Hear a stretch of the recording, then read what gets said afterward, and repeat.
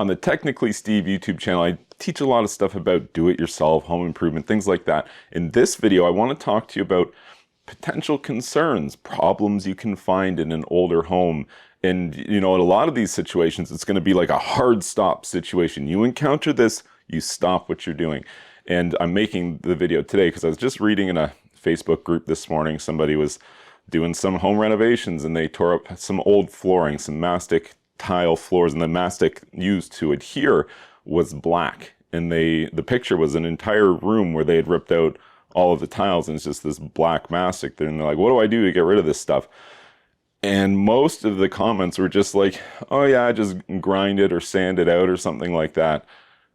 Very few, less than 10% of the comments said, hey, that is almost certainly asbestos that you're dealing with. Did you know that? If you, like, you probably heard that tiles, these laminate tiles or vinyl tiles in older homes can be asbestos, 9 by 9, 12 by 12. These ones are commonly known to contain asbestos.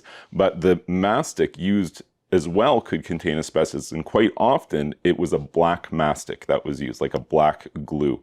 If you encounter black glue when you tear up a tile on a floor that you're planning to renovate, that is a hard stop situation.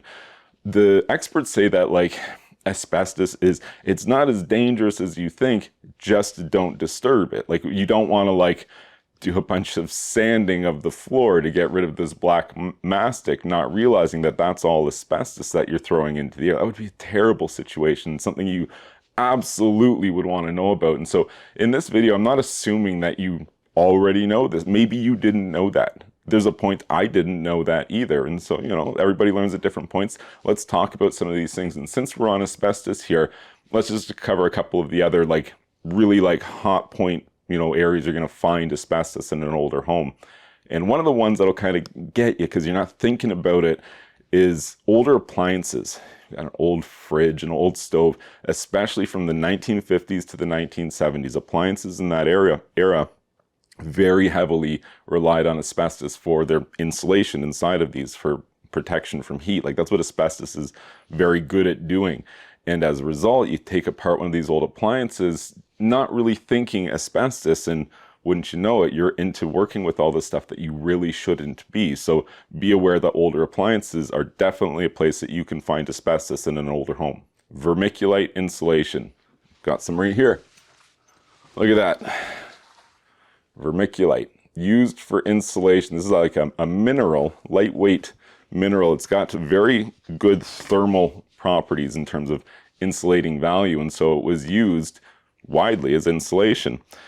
People mistook that to believe that vermiculite, all vermiculite, contains asbestos, and that's not the case. It was a very specific circumstance of vermiculite and asbestos association. And so if you have an older home that has vermiculite insulation, you would want to make the assumption that it does contain asbestos until you're proven otherwise. Pipe wraps for duct work and just pipes themselves, especially like a white cloth looking wrap, almost certainly asbestos. Since asbestos was used for heat protection, you'll often find asbestos in something like a chimney. So be careful if you're working in and around an old chimney. Here's one of the most common places that you'll find asbestos, and you wouldn't really expect it, but it's in plaster walls. So commonly we use like drywall or sheetrock now. Used to be they would use lathe and plaster, which is just basically horizontal strips of wood filled with like a mortar, essentially.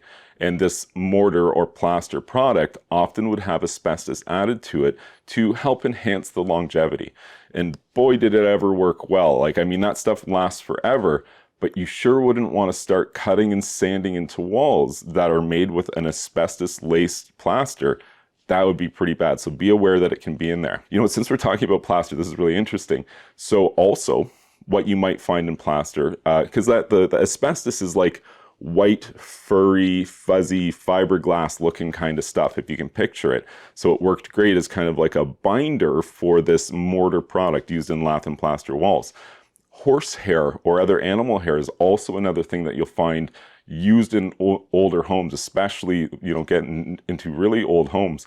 And interestingly, those concerns aren't as much for asbestos, but they are for anthrax.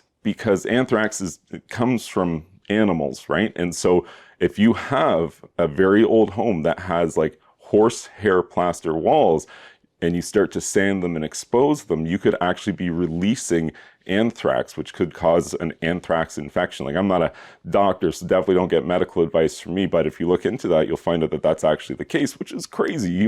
Most people wouldn't even think that that's on the spectrum of possibility of things that could happen to you when you start renovating an older home. Okay, enough about the anthrax and asbestos. Let's talk about something.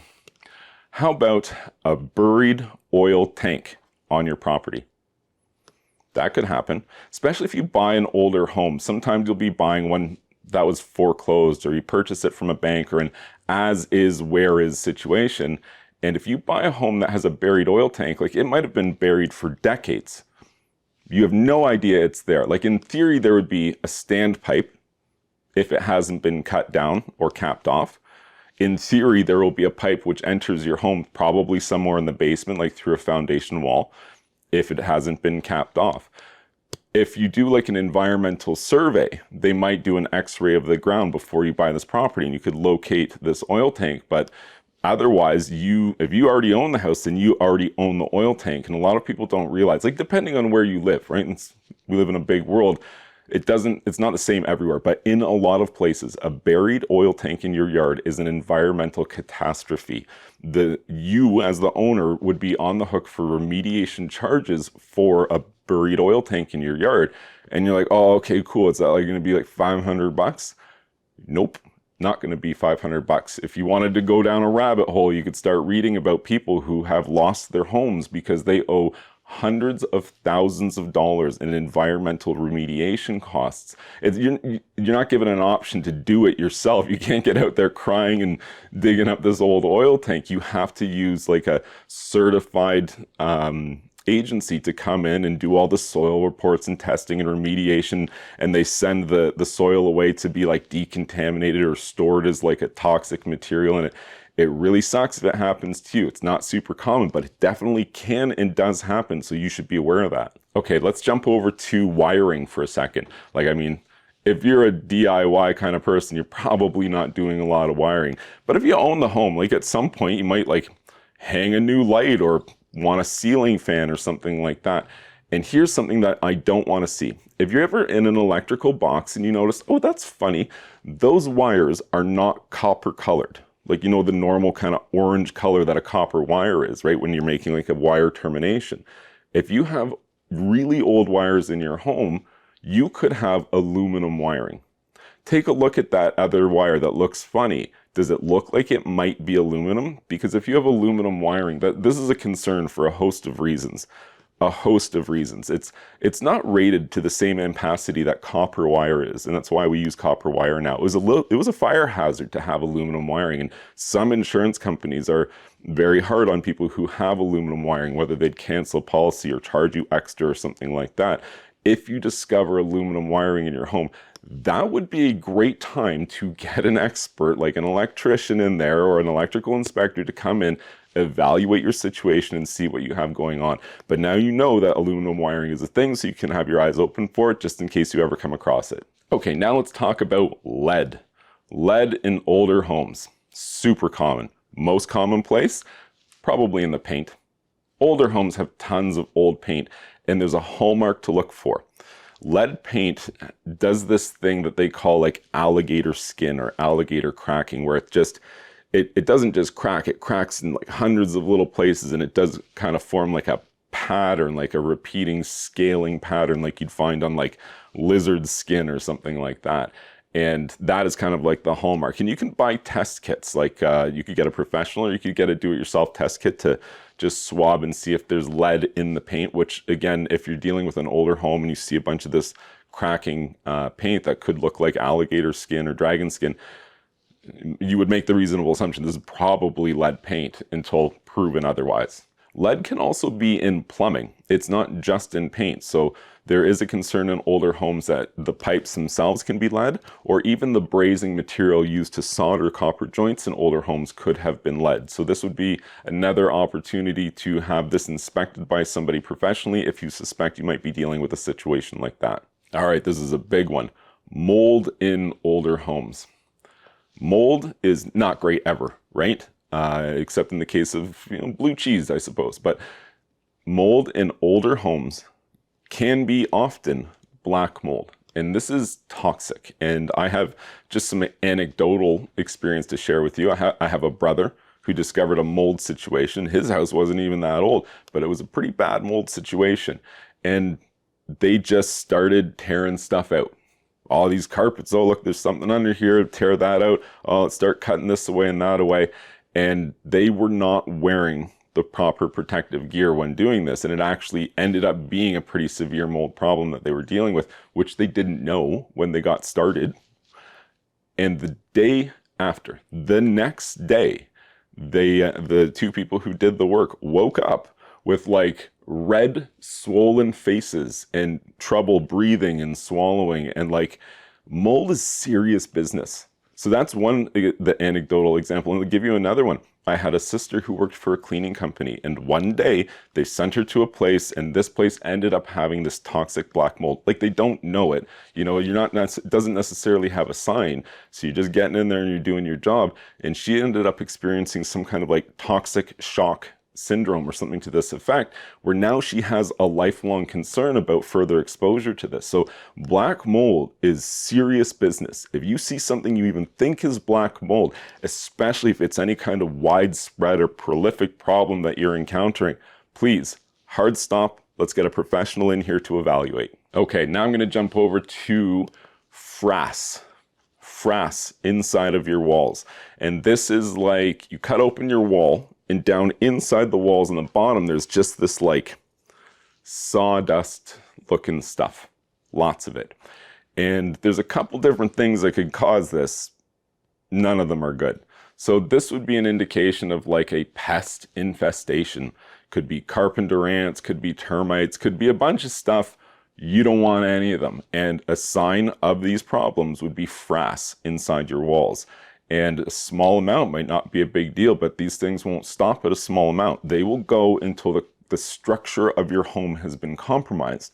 So when you encounter something like this, especially in any kind of appreciable degree, you really need a professional set of eyes looking at this problem to evaluate the situation correctly. Okay, here's another one. Maybe this will be the last one here.